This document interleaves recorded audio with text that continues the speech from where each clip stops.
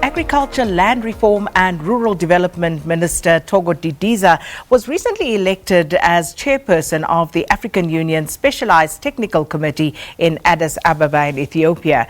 Now, her role will be to work closely with AU departments to ensure the harmonisation of AU projects and programmes, as well as coordination with the regional economic communities. Minister Thoko Didiza joins us now from our Seapoint studios in Cape Town. Welcome, Minister, and congratulations on your appointment.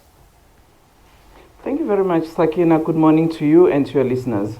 Minister, let's start off by just taking a look and you telling us a little bit more about the Specialised Technical Committee, because I was reading the AU has several of these special technical committees. But with regard to rural development, water and environment, what exactly does its job entail? As you know, that the specialized technical committees are actually organs of the AU in terms of its Constitutive Act, Article 5 in particular. So as you introduced the topic, you did outline what are its responsibilities. Their role is to work closely with the Commission, particularly those that are responsible to the area of interest like agriculture, rural development, water and environment. One of the things that at the moment has to be done is to really ensure the structuring of this specialized technical committee, particularly the one that I'm responsible for, because for some time, a number of ministerial committees were working as ministerial conferences, and the decision by the heads of state and government was that those must actually collapse now and become part of the STC under the specific area of agriculture, rural development, water and environment. So one of the issues that we had agreed in the third ministerial, which was held last week in Addis Ababa, was to ensure that amongst the programs that we have to consider is to actually deal with the issue of climate adaptation, the issue of food security, Africa trade, amongst the various member states in terms of the Africa Continental Trade Agreement, which had been adopted and its implementation starts next year. The other issue was looking at setting up a fund for disaster management, given the various disasters that a number of countries have actually experienced, drought, floods, which have really wreaked havoc amongst communities in terms of food security in particular. Now, Minister, looking at the strategic goals that you will be focusing on and thinking back to the 2014 Malabo Declaration, talk to us about those linkages and the synergies that you will be looking to build upon. One of the things that in terms of the STC we have to do on an annual basis is to report through the Executive Council and then to the heads of state about the implementation of the Comprehensive Agricultural Development Program, which is a flagship of the AU.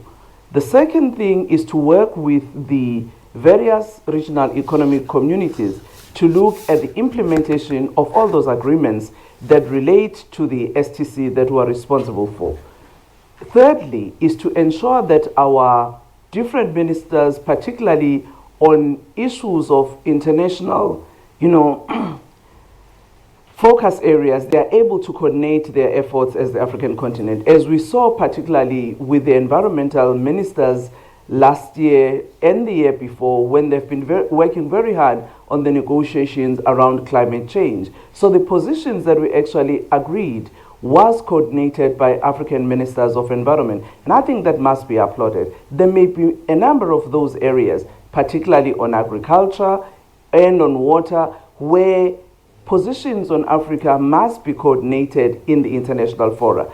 But also it's how do we share our experiences as different member states in addressing some of the member areas of challenge.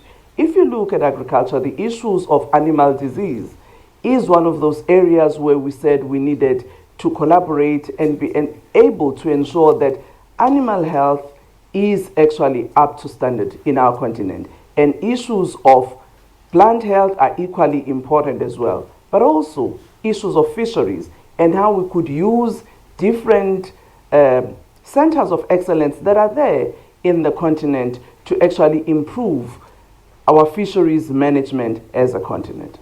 It's an enormous task ahead of you, Minister, and you acknowledged as much in your acceptance speech on Thursday, the enormity of the work of the committee. But can you just outline for us what your priorities will be? The priorities that we've agreed as the members of the Bureau coming out of the decisions of the third ministerial.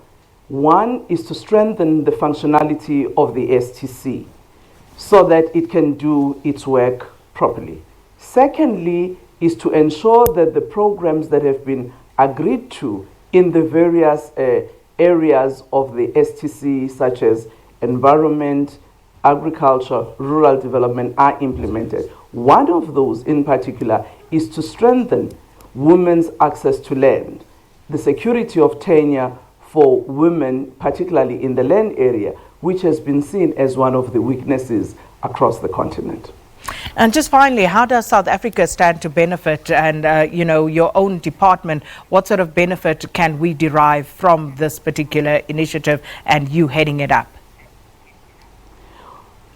One of the things that, in my view, South Africa, as part of the SADC region as well as the continent, will be able to share its experiences on a number of areas that are there in the program that have been agreed. For instance, one of the areas that has been agreed to is the agro-parks implementation to improve the commercialization of agriculture, particularly by smallholder farmers, and ensure that they can access the market.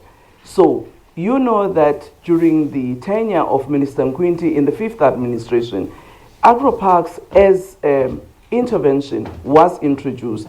We're not yet there in its implementation, but we've already seen some signs in particular areas where such implementation has happened, such as in Tabanchu, where you can see that if it is implemented very well, it can actually derive better access to support to farmers in particular. So these are some of the areas where South Africa, working with other member states, can share its own experiences. But also, you'd recall that the STC is not only about agriculture, it involves water, it involves rural development, it involves environment. So as the ministers responsible for these areas in South Africa will also have to coordinate working with our departments to see how we can strengthen the functionality of the STC in the region as well as in the continent.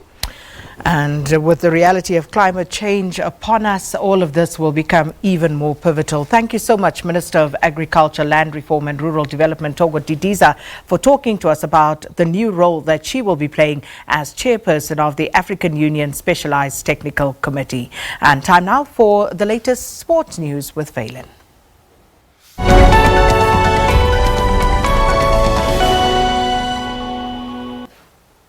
Thank you very much, Sakina. Very good morning to you. Let's bring you your final look at what's been happening in your sports world. And we start